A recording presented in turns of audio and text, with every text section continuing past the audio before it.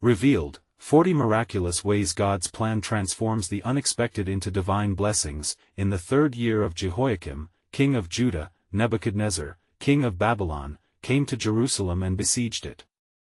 The city lay in ruins, its walls crumbled under the weight of a divine decree. Among the captives was a young man named Daniel, his heart heavy with the ashes of his homeland.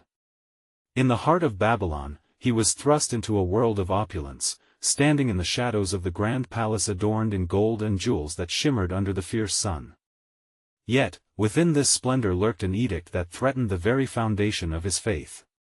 Daniel heard whispers of the king's royal banquet, where rich foods and intoxicating drink awaited the guests, a feast that violated the sacred laws of his people. The mere thought of the royal delicacies stirred a heartbreaking conflict within him. To partake would be to forsake his covenant with Yahweh, the God of his ancestors. With a righteousness born not of arrogance but of deep conviction, he approached the chief of the eunuchs, saying, "Let me and my friends eat only vegetables and drink water." The request was brave, yet dangerous, for it challenged the very authority that had taken him captive. As the days turned to weeks, Daniel and his companions Shadrach, Meshach, and Abednego remained steadfast in their resolve.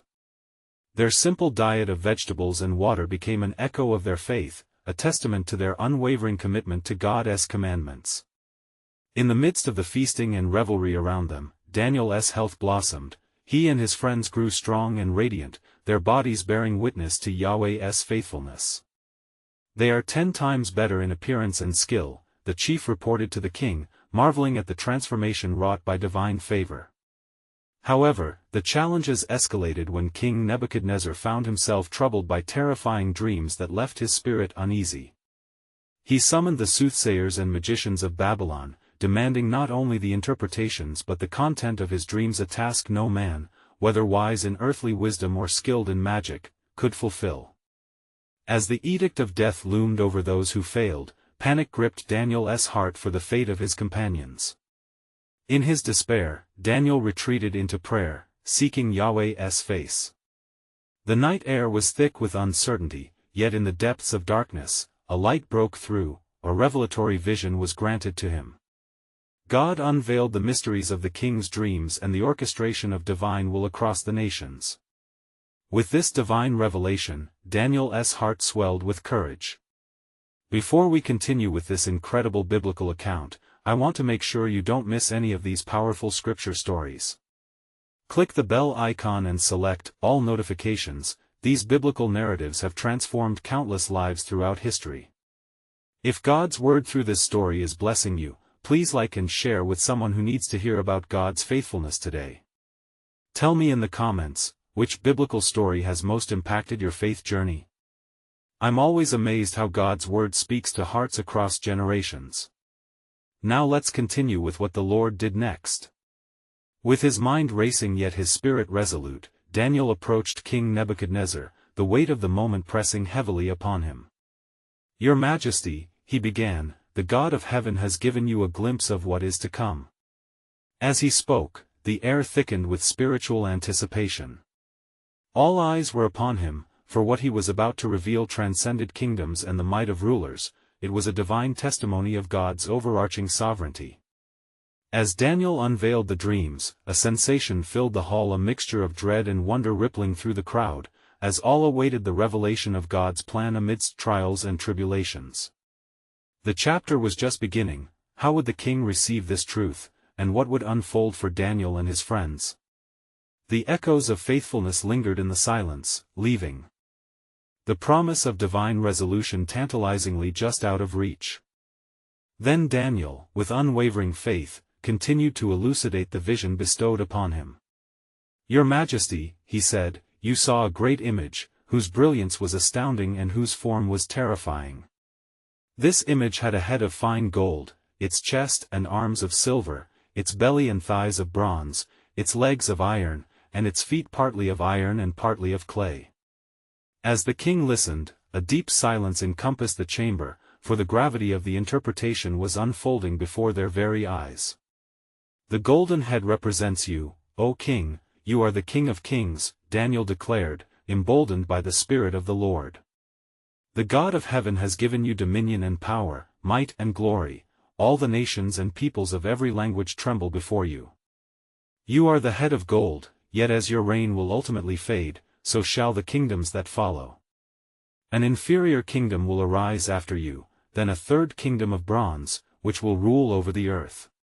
He paused, gauging the king's reaction, the tension palpable as the weight of the truth settled over Nebuchadnezzar like a dark shroud. Finally, there shall be a fourth kingdom, strong as iron. Just as iron breaks things to pieces, it will crush and shatter all the others.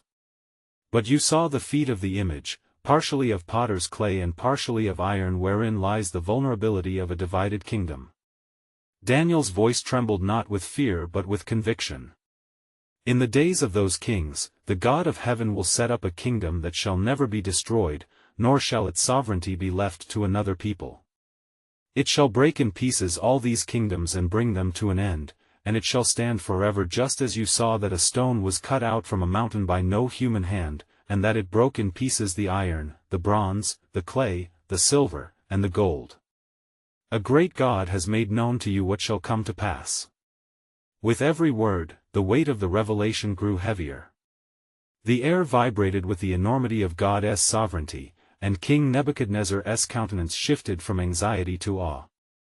As he sat before Daniel, his mind spun with the implications of such a profound prophecy, where kingdoms would rise and fall under the Lord's great hand. As he regained his composure, the king rumbled with astonishment, "Surely your God is the God of gods and the Lord of kings, and a revealer of mysteries, for you have been able to reveal this mystery." In that moment, Daniel saw not just a king acknowledging the Most High God, but the stirring of divine providence that would ripple through the annals of time.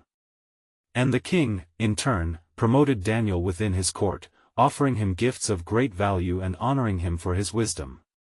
Yet even amid the accolades, Daniel remained humble, remembering that he was but a servant of the Most High. But as Nebuchadnezzar established Daniel in a seat of authority, the shadows of further trials loomed on the horizon. A challenge would soon arise that would test their faith once more, yet God's sovereignty would shine through.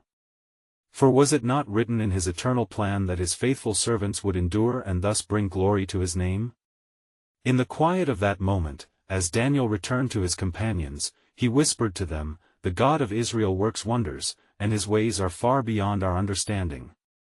We must be ready, for God has multiplied his plan." The curtain of history is about to draw open wider, revealing what he has in store. But what they didn't know was that the greatest test of faith was yet to come. In the days that followed the king's acknowledgement of God's sovereignty, there was a palpable change in the air of Babylon. The courts buzzed with whispers of Daniel's astonishing revelation. His promotion had brought him nearer to Nebuchadnezzar, yet it was not the honor that filled Daniel's heart but rather the weight of the prophetic truth he had shared. Daniel remained steadfast in prayer, seeking deeper understanding from the Lord. He carried the vision in his mind, allowing its implications to unfold slowly, like a flower opening in the light of dawn. As he prayed, he was filled with the assurance that God's purposes were indeed grand and far-reaching, weaving through history in intricate designs. But soon, trials would arrive as foretold. King Nebuchadnezzar, in his fascination with the mighty image that had been revealed to him, commanded that a golden statue be constructed, a figure entirely of gold, that stood tall upon the plain of Dura. The king, desiring to manifest his own glory and greatness, ordered that at the sound of music, all should fall prostrate and worship the image, proclaiming it as a symbol of his reign. As the day of dedication arrived, the grand instruments echoed throughout the valley, resounding with rich harmonies that called forth the citizens of Babylon. From the highest officials to the lowliest of subjects gathered in throngs around the great statue, eager to demonstrate their loyalty to the king. Yet within the heart of Daniel's companions, Shadrach, Meshach, and Abednego, a fierce resolve took root. They knew the commandments of the Lord, their devotion was to him, and they could not bow before another god, no matter the consequence. They clasped their hands together in prayer, seeking strength to stand firm against the tide of coercion. Amidst the swell of music, the throngs bowed low, their faces meeting the ground in homage. Only 3 figures remained standing. The defiance of Shadrach, Meshach, and Abednego did not go unnoticed. Accusations flew like arrows, and soon they were brought before the mighty Nebuchadnezzar, who seethed with anger at their resistance. "Is it true, O Shadrach, Meshach, and Abednego," he thundered, his eyes piercing through them, "that you do not serve my gods or worship the golden image I have set up? If you do not bow down, you shall be cast into the fiery furnace. And who is the God that will deliver you out of my hands?" Without hesitating, the three men spoke boldly, "O Nebuchadnezzar, we have no need to answer you in this matter. If this be so, our God whom we serve is able to deliver us from the burning fiery furnace, and he will deliver us out of your hand, O king. But if not, be it known to you that we will not serve your gods nor worship the golden image you have set up." A silence fell over the assembly. Their declaration of faith reverberated through the hearts of those who stood by, echoing the deep, unyielding trust in God's plan, regardless of the outcome. Nebuchadnezzar was filled with fury, and his countenance changed against them. He commanded that the fire be heated 7 times hotter than usual, and the soldiers bound Shadrach, Meshach, and Abednego, casting them into the furnace. As they were hurled into the flames, the fire blazed with a great intensity, yet to the astonishment of all, a divine light shone within the depths of the furnace. Nebuchadnezzar, his heart racing, leaped to his feet in disbelief. "Did we not cast 3 men bound into the fire?" he exclaimed, squinting into the flames. "But lo, I see 4 men unbound, walking in the midst of the fire, and they are not hurt, and the appearance of the 4th is like a son of the gods." The miracle unfolded, revealing divine protection amidst the trial. In that moment, the hearts of the onlookers were stirred, a revelation of God's greatness consumed the king's spirit, the power of the Almighty was clearer than ever. As Nebuchadnezzar drew near to the mouth of the furnace, he called them, saying, "Shadrach, Meshach, and Abednego, servants of the Most High God, come out, and come here." And as they emerged, the flames had not touched them, their hair was not singed, and their garments were untouched. In that moment, a foundational truth emerged within the eyes of the king, and all gathered around. God uses the trials of his faithful to reveal his glory. The decree echoed forth from Nebuchadnezzar, proclaiming the sovereignty of Daniel's God, declaring freedom for the servants of the Most High, and issuing a warning against blasphemy. Yet even amidst this declaration, the overarching plan of God continued to unfold, ever potent, for greater revelations awaited, and the greatest acts of divine deliverance were yet to come. Soon after the flames had cooled and the air was filled with astonished murmurs of the crowd, King Nebuchadnezzar, still in awe, proclaimed, "Blessed be the God of Shadrach, Meshach, and Abednego, who has sent his angel and delivered his servants, who trusted in him and set aside the king's command and yielded up their bodies rather than serve and worship any god except their own God." He turned his gaze to the multitude assembled before him, and his voice, once filled with outrage, now reverberated with a newfound respect. "Therefore, I make a decree, any people, nation, or language that speaks anything against the God of Shadrach, Meshach, and Abednego shall be torn limb from limb, and their houses laid in ruins, for there is no other God who is able to rescue in this way." The hearts of the people were stirred, and whispers of the might of Israel's God spread through Babylon like wildfire. Yet, within the confines of the palace, uncertainty brewed once again. Nebuchadnezzar, though marveling at the miracle, was restless. His throne, once a symbol of power, now felt precarious as the truth of the Almighty loomed larger than his own glory. In the days that followed, Daniel's counsel became increasingly vital. The king summoned him to his chambers, a look of earnest contemplation on his face. "Daniel, you have spoken of visions and dreams. What has become of the weight of that truth? My soul is troubled as I ponder the revelations of the heavens." Daniel, attuned to the heart of God, replied, "O king, the visions of your dreams were wrought by the Almighty, reflecting not only your reign but the very epochs of time. The events which transpired in the furnace are but shadows of a greater deliverance to come through the one who is the Ancient of Days." As Nebuchadnezzar listened, his curiosity piqued, he pressed further, "What do these things foretell for my reign and this world? What is the God you serve speaking through the fire?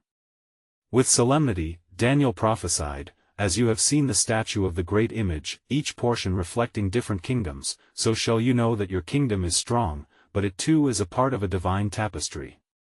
Yet, the greatest stone, uncut by human hands, shall crush those kingdoms and stand forever.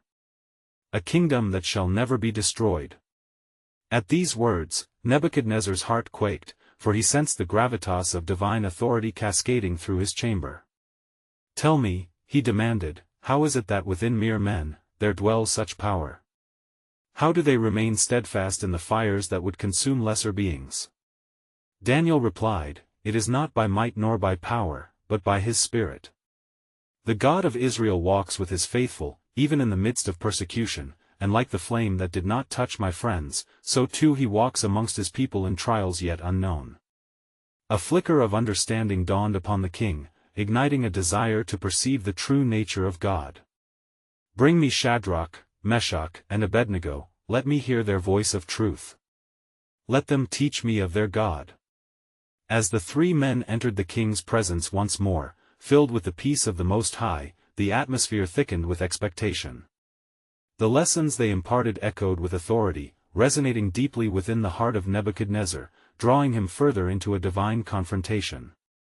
Yet even in this moment of revelation, the fullness of God's sovereign plan remained veiled. The king's heart needed further softening, and the story had not yet reached its climax. In the distance, a whisper of unrest began to stir, dark clouds gathering upon the horizon of nations, for a new challenge awaited, one that would shake kingdoms and fortify faith. Thus, what would become of the king's heart? And as Daniel lived out his days in Babylon, would his unwavering faith endure amid looming trials, calling forth the greatest testimony of all? The eternal dance of faith and sovereignty continued, setting the stage for the unimaginable. In those days, as the sun rose over Babylon, its golden rays cast long shadows through the grand halls of the palace. King Nebuchadnezzar, still gripped by the events surrounding the fiery furnace, found no peace in his heart. The faces of the three Hebrew men lingered in his mind, their unwavering faith piercing through the fabric of his reality. He wandered amidst the gardens, the weight of his crown feeling a heavy burden in light of the divine encounter he had witnessed. Surely there is something more, he thought, gazing upon the flowers that bloomed with a beauty untainted by sin. What everlasting truth do they hold? In a chamber adorned with opulence, the trio stood before the king, each bearing a humble expression that betrayed no pride but rather the serenity of trust. They had spoken of deliverance and the unfathomable might of their God. Nebuchadnezzar felt the remnants of his arrogance begin to dissolve like mist before the rising sun. "Your God," he addressed them, a tremor in his voice, "is unlike any deity I have known. How can these false gods crafted by human hands profess such power? Speak to me of his ways." Shadrach, with a heart full of faith, replied, "O king, our God is the creator of heaven and earth. He formed us in his image and breathed life into our very souls. He knows our hearts, and it is in our trials that his greatness shines the brightest." Meshach added, "Your Majesty, it is written, when you pass through the waters, I will be with you, and through the rivers, they shall not overwhelm you." Isaiah 43 verse 2. He promises his presence in the fire. "And never has he forsaken us," Abednego continued, his eyes aflame with zeal. "Even amidst the flames that would consume us, we walked with him unharmed, for we placed our trust not in the whims of men, but in the eternal truth of the Almighty God." Nebuchadnezzar's heart grew heavy with recognition of his own failings, for he too had walked the path of pride, believing himself invincible, yet here were men forged in trials, emerging victorious through faith. "Tell me," the king implored, "how am I to navigate this new understanding? How can I connect to the God you serve?" Daniel, who had watched intently, responded with wisdom, "Seek him in humility, O king. For thus says the one who is high and lifted up, who inhabits eternity, whose name is holy, I dwell in the high and holy place, and also with him who is of a contrite and lowly spirit." Isaiah 57 verse 15. He desires not your sacrifice, but a broken spirit and contrite heart. As the king pondered their words, whispers of dissent began to unfold in the kingdom. Those who had stood firm against the decree of worshipping the God of Israel felt their grip on power wane. They seethed in jealousy, plotting ways to discredit the extraordinary work of God among the people. Yet amidst such turmoil, the faith of Shadrach, Meshach, and Abednego ignited a flame within the kingdom. A multitude began to awaken, drawn to the singular power of Israel's God.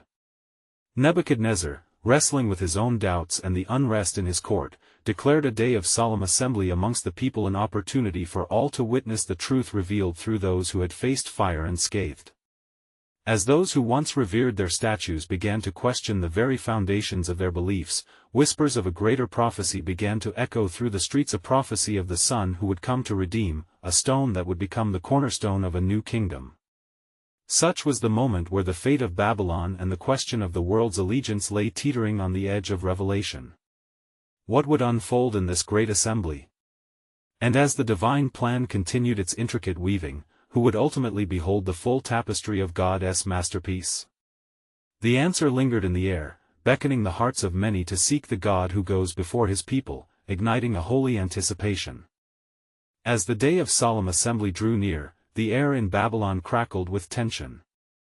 The streets teemed with curiosity as the people gathered, each heart filled with expectation and dread. Nebuchadnezzar, adorned in his royal attire, took his seat upon a grand throne, his expression oscillating between authority and uncertainty. The multitude assembled before him, a sea of faces, each reflecting the tumult of faith and doubt. He raised his hand to silence the crowd, his voice echoing through the throng as he proclaimed, "Let all hear the testimonies of those who have braved the flames and emerged unscathed by the wrath of my decree. Let us speak openly of the one who has proven his strength." With commanding presence, he summoned Shadrach, Meshach, and Abednego, their countenances bearing the calm of assurance. As they stepped forth, the onlookers leaned closer, sensing the gravity of the moment. "You have defied my order, yet you stand here alive," Nebuchadnezzar articulated, his tone a blend of awe and confusion. "You claim that your God has saved you. Tell us, what do you proclaim about the nature of this God who holds such power?" Shadrach's voice rang clear among the whispers, "O king, our God is not a God of stone nor of wood. He is a consuming fire, purifying and resurrecting. He is our refuge in the storm. We chose not to bow to your golden image, for we hold fast to the promise, for I know the plans I have for you, declares the Lord, plans for welfare and not for evil, to give you a future and a hope." Jeremiah 29 verse 11. Our faith is our fortress, and he has not failed us. A stirring murmur swept through the assembly, as the words of Shadrach lingered in the hearts of many, for every ear heard not just a testimony, but a call unto belief. Nebuchadnezzar's heart was troubled. He could not dismiss the stirring within him that urged him to further seek this God whose servant spoke with such conviction. He turned to the assembled crowd, beckoning them with his royal hand. "Who among you wishes to know this God? Who among you will allow their heart to be turned from fables to truth? Who among you shall seek the peace that surpasses all understanding?" In that moment of vulnerability, those once resolute in their idol worship began to waver. The faces once hardened by fear now flickered with the uncertain light of hope. Yet, lurking within the shadowed alleys of the kingdom, the conspirators, the leaders who felt their authority wane, fumed with rage and devising means to thwart the truth. They plotted to summon the tongues of falsehood against the faithful servants. Unbeknownst to Nebuchadnezzar, a darker scheming was afoot. As he sought to profess the glory of the God of Israel, the winds of betrayal began to swirl through the hearts of some who were too entrenched in their pride. "If it is indeed true," they whispered amongst themselves, "then we must snuff out this flame before it spreads. For what if the king's heart turns away from us to their God?" And in that precarious hour, Daniel, who had remained silent, felt the rise of the Spirit within him. He stood amidst the gathering, and with boldness he declared, "The hand of God is not merely upon these men, but is reaching out to the heart of the king. Let us not forfeit the encounter meant for the world to witness. The God of Daniel and the three faithful has a larger plan." The murmurs began once more, this time rippling through the crowd as they turned to Nebuchadnezzar, awaiting his response. But in that assembly, the king's gaze shifted, sensing within the depths of his soul that the ground he stood upon was trembling. Truth was stirring. He felt the weight of generations pressing upon him, the prophecy of redemption, the hint of future glories. Yet what of the coming storm, the betrayals plotting behind the veil? With a heart split between revelation and fear, Nebuchadnezzar asked, "What is this that stirs among my people? Shall I turn my heart to a God not bound to this throne? Shall I not first seek the truth of his promises?" As their eyes met, a piercing realization dawned before them. God's sovereign plan was not merely for the three men who walked unscathed through the flames, nor even the king upon his throne. It echoed throughout all of Babylon, drawing together hearts restless and lost, weaving a narrative far beyond any earthly dominion. A divine mystery hung in the air, challenging every soul. What transformation awaited those who dared to embrace the truth amid the gathering shadows? The plot thickened as the foundation of the kingdom trembled before the unfathomable depth of God's overarching redemption plan. Would Nebuchadnezzar find the voice of the true king within this chaos? Only time would reveal the unfolding of his magnificent design. As the murmur subsided, a new tension settled over the assembly. Nebuchadnezzar, feeling the weight of the moment, stood, his face a canvas of conflicted emotions. The throne he occupied felt both a privilege and a burden, as the air filled with the promise of unprecedented change. "Let it be known," he pronounced, "that I am a king bound by the laws of men, yet I stand before a God whose power transcends earthly rule." The people held their collective breath, unknowing if this declaration would bring glory or calamity. Shadrach, Meshach, and Abednego remained steadfast, their eyes locked on the king, unwavering in their faith. In a corner of the assembly, the conspirators whispered fiercely. They ripened with fervor, their hearts darkened by envy, convinced that the king's newfound inclination toward the God of Israel threatened their stronghold over the people. "This must be silenced, lest we lose our influence," one of them hissed. "We must speak against these men and stir the king's wrath anew." Yet as they plotted, the Spirit of the Lord moved among the onlookers, igniting within many seeds of faith long dormant. An elder from the crowd, known for his wisdom, stood forth. "O king, we implore you to listen," he said, his voice quaking powerfully with age. "It is written, if my people who are called by my name humble themselves and pray, and seek my face and turn from their wicked ways, then I will hear from heaven and will forgive their sin and heal their land." 2 Chronicles 7 verse 14. Your heart desires truth, let that desire be the compass guiding our kingdom. The king's mind raced as he considered the elder's words. His heart yearned for wisdom, yet shadows clawed at his spirit, warning him of the potential chaos should he stray from the proud path forged by his ancestors. What, he pondered, if turning towards this God brought ruin upon Babylon? In that very moment, Daniel stepped forth, his countenance aglow with divine light. "Behold the goodness of our God," he urged, "for he has shown us through fire and trial that his love transforms the hearts of men. Trust in him and witness the revival of a nation lost in despair." A ripple of energy swept through the crowd, emboldening the fearful and kindling hope amongst the weary. People began to voice their amazement, recounting personal miracles attributed to the God of Israel: sick healed, captives set free, hearts mended. The testimonies wove together like threads of gold, binding them closer to the truth. But among the conspirators, dark clouds of rage began to swell. "This cannot stand. How can we refashion the narrative against them when the truth is being spoken?" they hissed. Their conviction deepened, plotting a ruse to entrap the king, a ruse that would lead Nebuchadnezzar to believe he was safeguarding his legacy by quelling the voice of dissent. Amidst the hustle and shadows and the warmth of testimonies, Nebuchadnezzar looked out over the sea of faces brimming with renewed purpose and forged strength. He felt an urgency igniting his soul, yet fearful of potential upheaval. A choice with consequences laid heavy before him. With trembling lips, he addressed his court, "Let us gather together, for the people cry out for a miraculous sign. If this God indeed saves and heals, let us seek a true encounter lest we remain in darkness." Upon hearing this, shouts rang from the multitude in agreement, "Let us seek this God, let him reveal his might unto us." Yet as the fervor swelled, the conspirators struck, weaving their deception into the air like poison, determined to suppress the beckoning of truth. They whispered of loyalty to the kingdom, warning of treachery lurking amongst the faithful. In the king's heart, battle lines were drawn. Would he follow the divine beckoning toward true freedom or remain shackled to fear? As the sun set behind the towering walls of Babylon, Nebuchadnezzar wrestled with the growing turbulence within.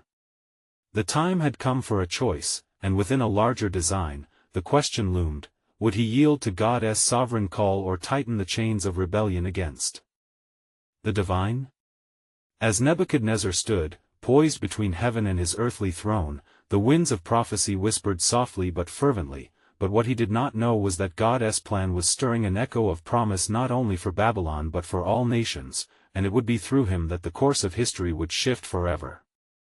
As the sun descended beneath the mighty walls of Babylon, casting long shadows that danced upon the ground, Nebuchadnezzar felt the weight of his impending decision bearing down on him. The murmurs of the crowd surged like the ripples of a restless sea, a symphony of hope and anxiety playing together, poised on the precipice of change. The fervor of the people, ignited by testimonies of the God of Israel's wondrous deeds, filled the air with an electric anticipation. "O King, hear the multitude. They seek a sign," cried one of the nobles, his voice steeped in urgency, aware of the growing influence of the faithful. "Will you stand against them, or will you heed their call?" Amidst the chaos, Shadrach, Meshach, and Abednego stood resolute, their faith unshaken by sinister whispers. They had passed through the fires of trial, and now their hearts burned brightly with the assurance that the God they served was one who delivered from the flames and brought forth life from death. They exchanged glances that spoke volumes, an unbroken bond of brotherhood tethered by their faith. As Nebuchadnezzar raised his hands, his voice cut through the clamor, "I shall gather the wise men and the enchanters, for we must discern the will of the heavens." His declaration reverberated among the throngs, stirring uncertainty but also arousing curiosity. And as they stilled in anticipation, a figure emerged from the shadows of the crowd: Azariah, a faithful servant of God, his face shining with the light of truth. "O King," he implored, "do you not see that the winds of change blow upon us? For it is written, the fear of the Lord is the beginning of wisdom," Proverbs 1 verse 7. "Seek him, and he will guide your heart." His words lingered in the air like incense lifting to heaven, capturing the essence of a divine invitation. Yet the conspirators, lurking like hungry wolves, seethed with anger at the encroaching influence of faith. "We cannot allow this. We must act before the king is swayed," they whispered among themselves, plotting under the veil of darkness, determined to lead the king astray. Meanwhile, the Spirit of God continued to stir amongst the people. Many fell to their knees, their hearts rendered open as they cried out for mercy, seeking the face of the God who had revealed himself among them. Miracles began to unfold: sick bodies were made whole, and lost souls were restored. Each act of divine intervention wove a tapestry of faith that shrouded Babylon in hope. Yet, in the depths of the palace, Nebuchadnezzar's heart wrestled against his mind. Torn between the weight of kingdoms and the calling of the Almighty, a vision penetrated the turmoil. He saw a great statue, fashioned of gold but crumbling beneath the pressure of an unseen force, its splendor fading to dust. What does it signify? He pondered, fear creeping into his heart. Could it be a warning of the divine judgment awaiting him should he reject the truth? "In this hour, the choice lies with you, O King," a voice echoed within him, softer than a whisper yet louder than thunder. "Will you crown yourself with pride or humble yourself before the Lord who created you?" As dawn approached, Nebuchadnezzar sensed that heaven's gaze rested upon him, teetering on the brink of revelation. The earth was moaning for a leader who would not shun God's calling, and the cries of faith swept through Babylon as the glow of morning embraced the land. And so it was that the king rose once more before the assembly, uncertainty etched across his brow. What shall be done? His question hung heavily in the air, ready to alter the course of history. For the time had come. Staring into the abyss of possibility, Nebuchadnezzar was being beckoned toward a profound transformation. Little did he know, the pivotal moment set before him was intricately woven into God's sovereign tapestry, a tapestry threaded with grace, poised to unravel a plan that transcended even the understanding of kings. As the light of dawn broke, casting golden hues across the city of Babylon, the hearts of its people were still fervent with hope. The air was thick with tension, for all gazes were fixed upon Nebuchadnezzar, standing on the precipice of destiny. The king, surrounded by his nobles, sensed the profound moment, one that could reshape kingdoms and topple empires. His brow furrowed, Nebuchadnezzar spoke, his voice echoing throughout the assembly, "Bring forth the diviners and wise men. Let them reveal what this turmoil means." The king's command reverberated as he grappled with the weight of his authority in light of God's wonders. In the depths of the crowd, Shadrach, Meshach, and Abednego remained steadfast, unyielding in their devotion. "O King," they declared in one voice, "the Most High God has shown us wonders and signs. It is through him that we stand firm. Seek him, that your heart may find peace." As Nebuchadnezzar's heart hesitated at their declaration, he glanced upon the noblemen who had whispered their disdain. They glared back, their eyes burning with envy as they sought to silence the voices of truth rising among the faithful. "Fools!" one of them hissed. "They dare to defy your authority. Let us burn them at the stake for their insolence." Yet the righteous fire burning in the souls of the faithful sons of Israel burned brighter than the flames that threatened them. One among them, Hananiah, turned to the king and said, "Do not be swayed by the whispers of the wicked, for our God is not laid low by man's might or decree." Moses, the prophet of old, spoke of days such as these, Azariah added. He declared, "The Lord shall fight for you, and ye shall hold your peace," Exodus 14 verse 14. Trust in him, O king, and he will guide your heart. The murmurs of the crowd swelled, and many began to chant, "The God of Israel! The God of Israel!" Nebuchadnezzar, shaken by the swell of faith and the voice of truth, pondered the weight of their words.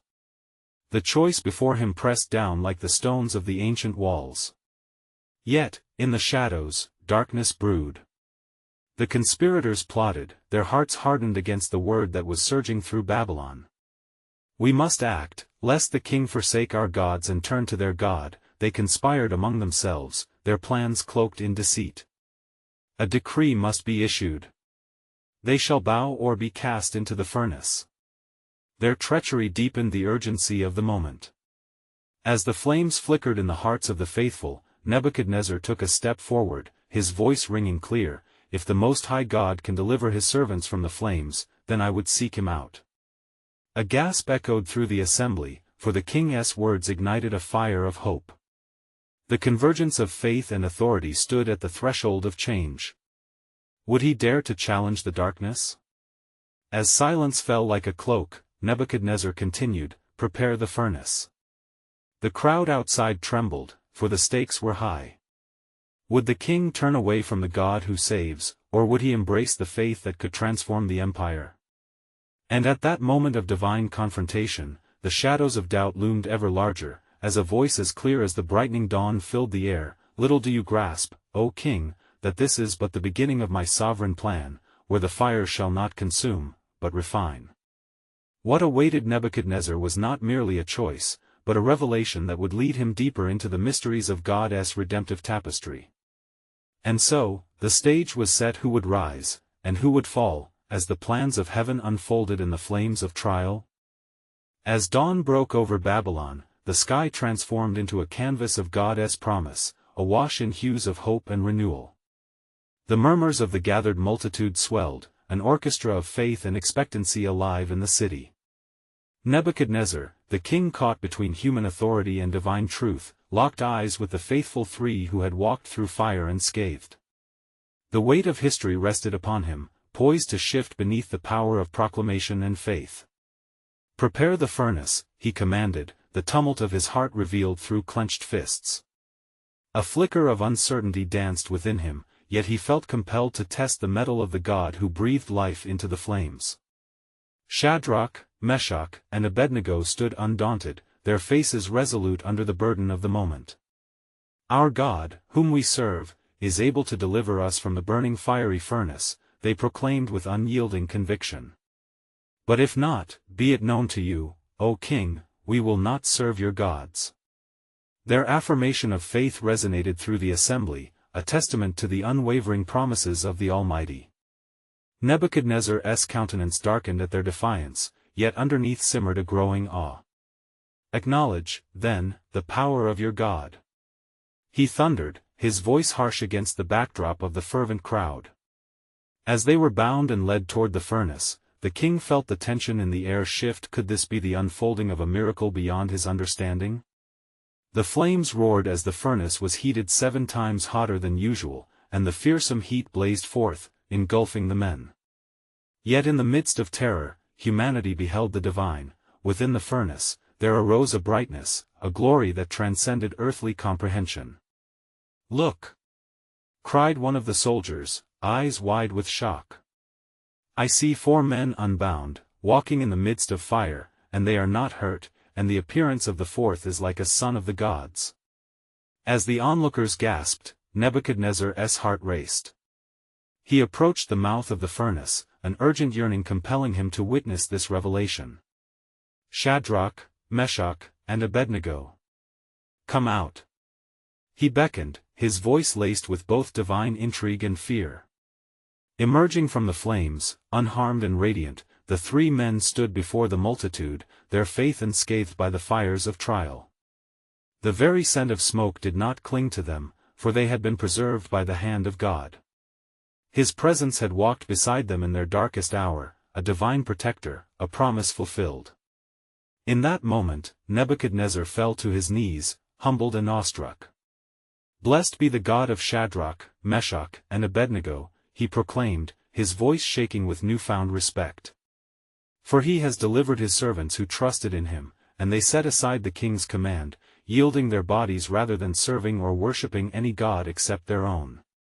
The crowd erupted in shouts of praise, the winds of change swept through Babylon. Eyes turned heavenward, hearts opened in celebration of the one true God who had demonstrated his sovereignty through miraculous deliverance. Nebuchadnezzar, the king who had once demanded worship of the golden image, now issued a decree that declared the greatness of the Most High God, igniting a spark of faith that would ripple through generations. "Therefore, I make a decree," the king declared with authority, "that any people, nation, or language that speaks anything against the God of Shadrach, Meshach, and Abednego shall be torn limb from limb." His newfound fervor electrified the air, stirring a unity under the banner of faith. As the assembly cheered, Daniel stood at the king's side, the calm presence of wisdom guiding the tempestuous heart of Nebuchadnezzar. In that sacred space, a kingdom began to heal as the very winds of heaven blew against idols crumbled by the weight of divine truth. The captivity that had once bound God's people transformed into an echo of deliverance, and through the word of these faithful men, the hearts of those in Babylon stirred toward repentance and hope. And thus, God's plan unfolded, weaving through the very fabric of time and prophecy. Daniel, Shadrach, Meshach, and Abednego became beacons of faith shining brilliantly in a darkened world. The eternal truth echoed through the ages: the God of Israel is a mighty deliverer, a protector of those who walk in obedience, and an ever-present help in times of trouble. The rich tapestry of God's sovereign design grew ever more vibrant, revealing that in the fullness of time, He had prepared a way to redeem His creation through the one who was to come, the cornerstone that would shatter the kingdoms of men and establish His everlasting reign. As the people of Babylon opened their hearts to God's love, history turned, the divine resolution sparked fervor, and the truth radiated. The unexpected blessings of faith could transform the hearts of the most distant from Him. Now, dear friends, as we close this powerful chapter of God's unwavering faithfulness, consider the work God is doing in your life. You need to subscribe now to stay connected to God's Word, which transforms hearts and lives. Leave a like now to help spread this message of divine truth through the algorithm. Every click brings someone closer to God's promise. Comment how this story has impacted your faith. What fiery trials have you experienced, and how has God walked beside you? Share instantly this powerful testimony with at least 5 friends who need to hear of God's unending love and strength. Don't wait even one more second. Time is of the essence for the kingdom. Stand firm in faith and share the hope of Jesus.